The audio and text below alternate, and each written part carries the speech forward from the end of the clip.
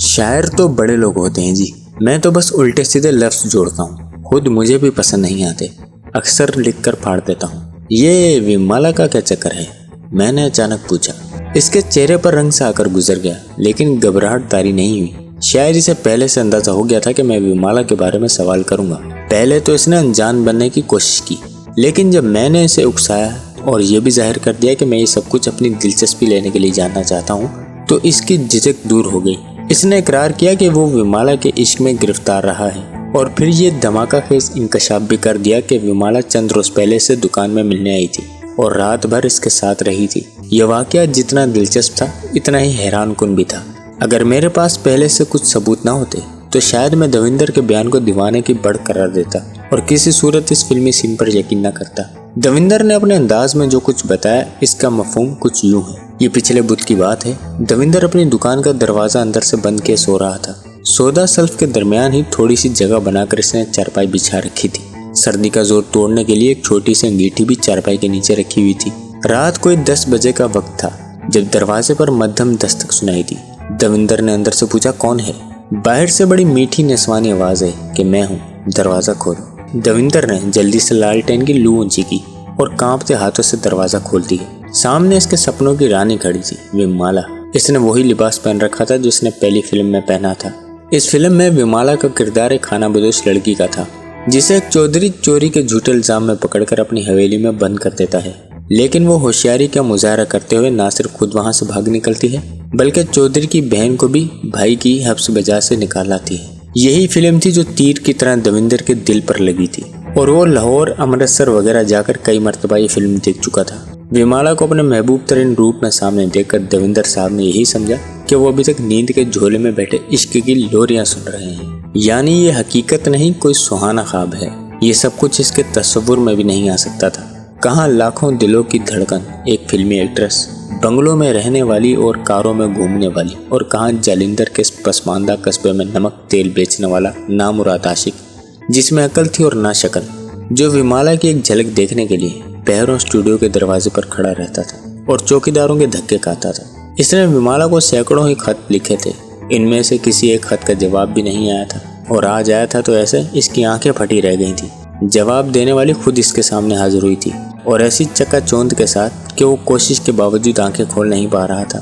दविंदर के मुताबिक वो रात यानी इस रात के चंद घंटे इसकी जिंदगी के बेहतरीन लम्हात थे, और वो लम्हात गुजारने के बाद अब इसे दुनिया में किसी और शय की हसरत ही नहीं रह गई थी। इसे यूं लग रहा था कि वो जीवन भर के लिए सैराब हो गया है, और अब खड़े खड़े मौत आ जाए तो बड़ी मुबारक बात है।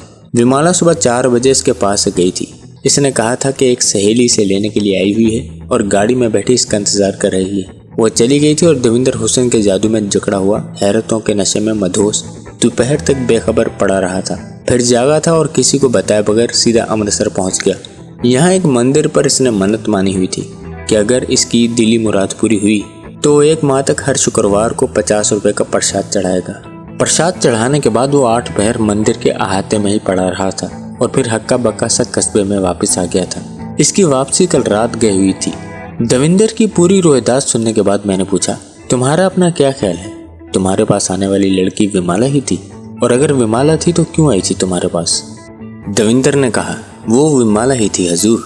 मुझे इतना ही यकीन है जितना ये कि आप हमारे अफसर और हाकिम हैं, और आपका शुभ नाम नवाज खान है। जहाँ तक दूसरे सवाल की बात है, मैं तो जिसे चमत्कार करिश्मा ही कह सकता हूँ। कहाँ मैं और कहाँ वो विमाला देवी? मुझ जैसे सैकड़ों हजारों इसके कदमों के नीचे दिल रखते हैं, इसके रोग में आहें भरते हैं और रो पीट कर चुप हो रहते हैं। मेरा अंजाम इससे अलहदा भला क्या होना था? मैंने इस काले कलोटे खुश नसीब आशिक को देखा, बुध की रात जिसकी 5 घी में और सर कढ़ाई में चला गया। अल्लाह की कुदरत को याद करने के अलावा मैं और क्या कर सकता था? करीब ही लकड़ी की अलमारी रखी थी। मैंने अलमारी खोलकर इसमें से फैशनेबल जूती निकाल ली। इस जूती को पहचानते हो? मैंने पूछा। दविंदर के चेहरे पर 2-3 रंग आकर नमूदार हुए। वो कुछ देर गौर से देखता रहा, जैसे कुछ याद करने की कोशिश कर रहा हो। फिर बोला, ये आपको कहाँ से मिली? मैंने कहा, इसको छोड़ो, मेरे सवाल का जवाब दो। वो बोला, जनाब मेरा ख्याल है ये जूती विमाला देवी के पाँव में थी। मैंने अलमारी के दराज से झुमका निकाला। इसे भी पहचानते हो? वो जैसे तस्वुर में इन ख्वाबनाक घड़ियों को याद कर रहा था जब ऊपर वाले ने छप्पड़ फाड़ कर इस पर हुस्न और जवानी की बारिश कर दी थी। होंठों पर जुबान फेर कर बोला, जज जी हाँ, ये झुमका भी विमाला देवी का है, मैं अच्छी तरह पहचानता हूँ। मैंने जेब से खत निकालकर इसके सामने रखा। क्या इस मोहब्बत नामे को भी पहचानते हो? वो इसे भी फौरन पहचान गया। अब बात बहुत हद तक वाज़ह हो चुकी थी।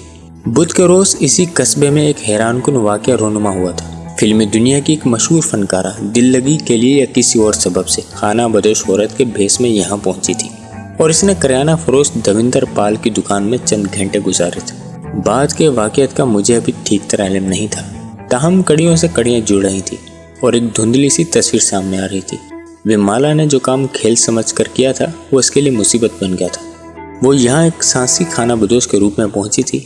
इसने जो लिबास पहन रखा था वो सिर्फ सांसी औरतें ही पहनती हैं। विमाला को मालूम नहीं था कि वो जिस कस्बे में सांसी बनकर आई है वहाँ चंगड़ हरल हरल करते फिरते हैं और सांसियों की चंगड़ों से गहरी दुश्मनी है।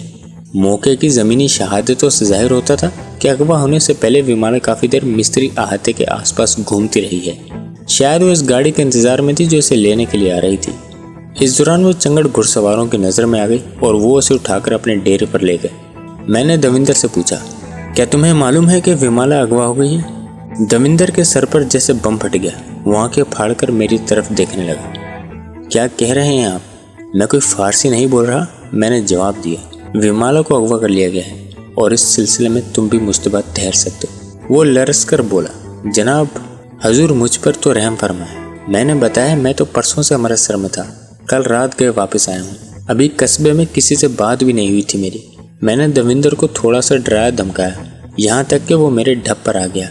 वो विमाला का दीवाना आशिक था और विमाला के बारे शायद इसकी माँ से भी ज़्यादा जानता था। वो कहाँ रहती है, क्या करती है, क्या खाती पीती है, इसके रिश्तेदारों में से कौन जिंदा है, कौन मर गया है और कौन मरने वाला है। दविंदर को सब मालूम था।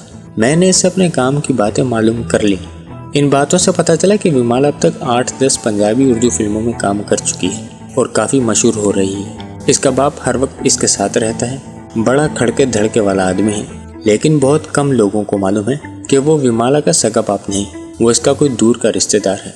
लेकिन विमाला इसे बाप ही कहती है। विमाला सिर्फ फिल्मों में अदाकारी करती है, बाकी सारे मामला वही संभालता है। मैंने दविंदर से मुख्तलिफ एड्रेस वगैरह भी मालूम कर लिए, फिर इसे हर तरह राजदारी का पाबंद करके वापस जाने की इजाज़त दे दी। वो अब काफ़ी डरा हुआ था। इजाज़त मिलते ही ऐसे भागा जैसे अभी मैं इसे विमाला के अगवा केस में फांसी पर लटका दूंगा।